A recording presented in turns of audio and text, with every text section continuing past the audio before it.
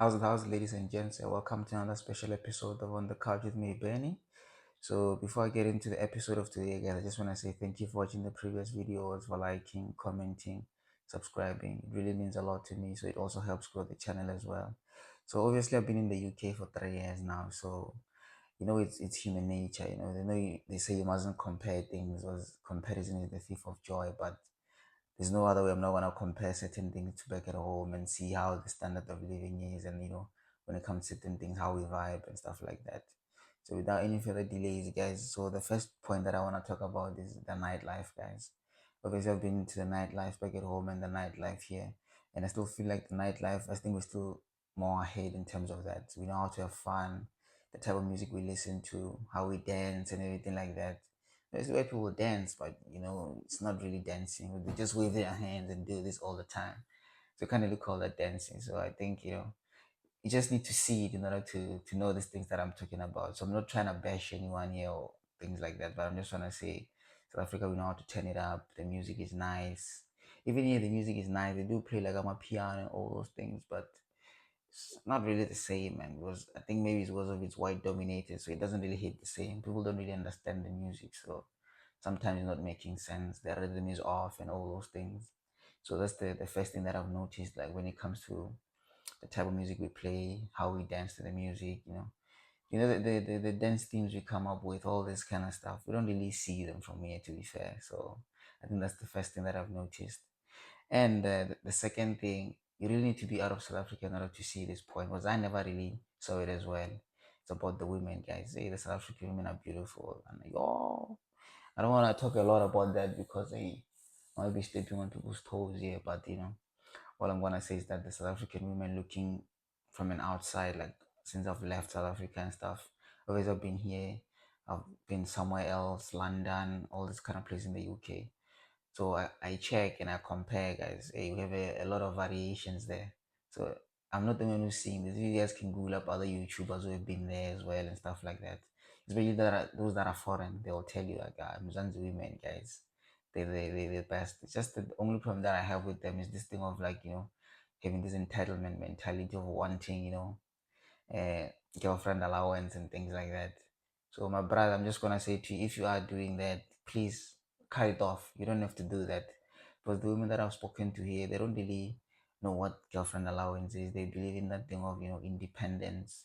When you go out on dates, they believe in paying for their own meal or chipping in somewhere like that. Because back at home, guys, when you say let's go on a date or let's go out, they just bring themselves. They don't even bring themselves. You have to Uber for them, go fetch them there. You don't have a car, Uber for them, and then you meet at the place, and then when you are there, they just fold their arms, they just relax. That you gotta do everything, pay, pay, pay, pay. And then when you're dating, they request all this kind of stuff. As much as they're working for themselves and doing stuff for themselves, I don't understand. It's like everything just switches when they have a man. I don't understand where they're getting this mentality from. So maybe it's you guys. You guys must stop validating all these things. Stop giving them cash. You know. So maybe things will get better. So now I understand even why all the Nigerians guys they're flocking over there, because I can see wow, the South African women are nice guys. So I'm not trying to pick up South Africa in any other way. Obviously in the UK there are beautiful women and stuff, but it's not the same. It's not the same. I'm not trying to be, bash on the other people or stuff like that, but that's what I've noticed and stuff. And the other point, I'm just gonna say the freedom of expression, guys. How we were able to express ourselves back at home. Because having lived in these two countries, so I can see in the UK you can express yourself, but to a certain extent, you can't really, step on other people's feelings. You can't really make jokes that are, hurtful and stuff like that. And back at home, we just talk about anything and everything. We can joke about the president. We can, make him a meme and all this kind of stuff. Even with our friends, the banter is quite different. We tell jokes, but sometimes they might hurt someone or they might be, So I think we're free in that regard. We just talk about anything and everything. So obviously, having lived here, it has taught me that okay, you need to be considerate of other people's feelings. Maybe you guys must also put that into consideration when someone is posting something on Twitter. Don't try and bash on them. Sometimes you find they're looking for help and stuff like that, and you guys don't want to listen. Just want to pile up and make jokes of things that are not supposed to be funny. So I think that's the other thing that I've learned as well. Obviously, when we're here, we do have fun. We go out and do all these things. So as comparing it to home, I think home when you go out, sometimes you don't really need to have like a lot of money in order to have fun. But when I compare it to here, every time you just exit the house, you need to pay for parking, you need to pay for this, you need to pay for this. So everything here is pay, pay, pay. As back at home, you can do other activities whereby you don't need to pay any money.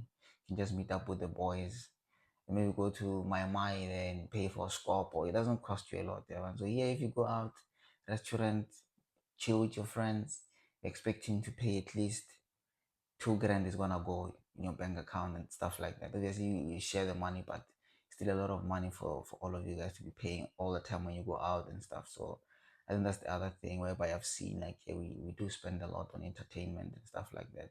So Mzanzi in that regard is still winning. If you are working back at home, you know that when you go out, it doesn't really cost a fortune unless you wanna have money for Hennessy and all this kind of stuff. Then doesn't you gonna say stuff are expensive and stuff. So obviously I've highlighted like all the nice things that we have back at home. So I'm just gonna talk about a few things that I feel like, but I think if they were in place or they could be improved, South Africa would definitely be a better place. So firstly is the safety, guys. Obviously I live here, and like I said, we do go out, me and my friend and stuff. You find we out at night, it's like 1 a.m. in the morning. Ladies are watching, their phones are out, they're taking snaps, and they're not even thinking hey, someone might rob me or this might happen to me and stuff like that. So I think that's the point. If we can improve on that, everything will be nice and fun.